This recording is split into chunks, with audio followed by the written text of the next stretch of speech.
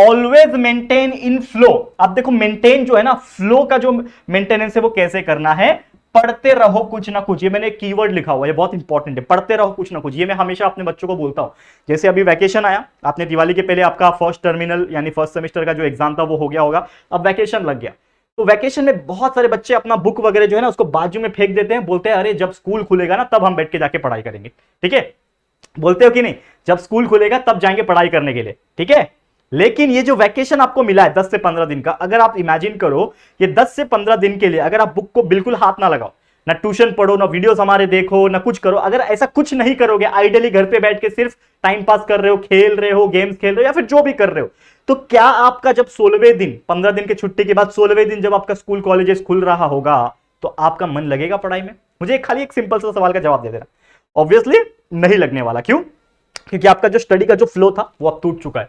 जैसे एक नदी बहती रहती है ना, उसके बीच में कुछ डैम लगा दो, बांध होता है ना, डैम कंस्ट्रक्ट किया जाता है, वो डैम को लगा दो, नदी बेचारी क्या करती है, रुक जाती है या फिर अपना रास्ता बदल लेती है। तो आपको ना तो रुकना है ना तो अपना रास्ता बदलना है। क्यों?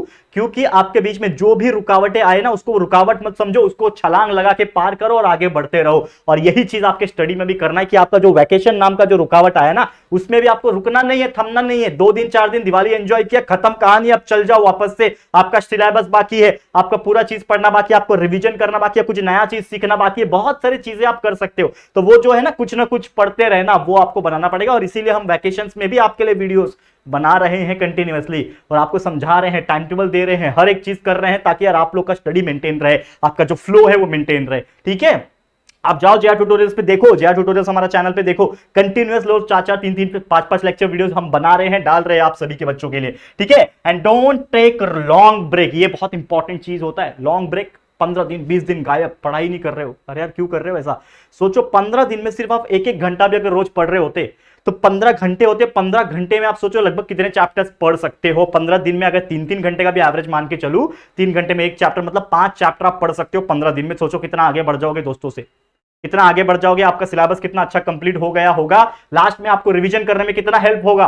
तो ये चीज करके देखना, सोच के देखना एक बार। ठीक है, साथ ही में जब आप स्टडी करते हो ना तो एक पैटर्न हमेशा याद रखना, जब स्टडी करोगे उस चीज को लिखा भी करो एंड फिर उसके बाद स्टडी किया करो। अब देखो इसमें 2 मीनिंग है। एक मीनिंग यह है कि जब भी आप याद करते हो तो याद करके जो हो गया तो उसको लिख लो और उसके बाद वापस से उसको याद करो, मतलब रिवाइज करो। तो ये होता है आपका एक टेक्निक। दूसरा टेक्निक ये होता है कि जब भी आप पढ़ने बैठते हो, कोई चीज को याद करने बैठते हो, स्टडी करने जो बैठते हो, समझ लो आप साइंस पढ़ रहे हो, एक चैप्टर पढ़ रहे हो, अब साइंस पढ़ लिया, समझ लो न्यूटन लॉ ऑफ मोशन पढ़ लिया आपने।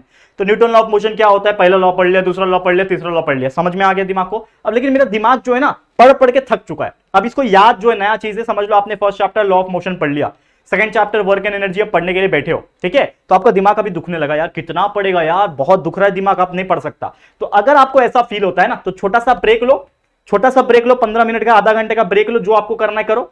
अब वो ब्रेक लेने के बाद ना आ जाओ राइटअप के पार्ट पे। आपको कुछ लिखने का काम होगा, हैंडराइटिंग कुछ नहीं होगा तो हैंडराइटिंग का प्रैक्टिस करना, शुद्ध लेखन करना। इससे आपका दिमाग डिस्ट्रैक्ट होगा। कैसे डिस्ट्रैक्ट होगा? देखो, अपने आप को डिस्ट्रैक्ट मत करो, आपके दिमाग को डिस्ट्रैक्ट करो कि पढ़ाई जो कर रहे हो उसके वजह से अगर दिमाग थक जा रहा है तो उसको थोड़ी देर के लिए बहला लो, दिमाग को बहलाओ। ए भाई, बोलते ना एक गाना था, दिल संभल जा जरा, ऐसा कुछ गाना था, वैसे दिमाग को बोलना ए दिमाग तू संभल जा जरा, ऐसा कुछ उसको सुनाओ, उसको समझाओ। जब आप उसको समझाओगे तब जाके वो मानेगा कि यार अब इसका दिमाग क्या हो रहा है, थोड़ा सा चेंज आ रहा है। अब पढ़ पढ़ के थक गया था, उसके बाद वो लिख रहा है। अब जब वो लिखने पे आएगा तो उसका दिमाग चलने लगेगा। जब लिख के थक जाओगे तो वापस से उसको बोले भाई पढ़ना है, अब तेरे को पढ़ना है, तो फिर याद करेगा वो। तो छोटी छोटी ब्रेक्स लेके इस प्रकार की स्ट्रैटेजी आप अपना सकते हो। ऐसे कई सारे स्ट्रैटेजी हमने बनाए हुए, आपको हेल्प हो जाएगी।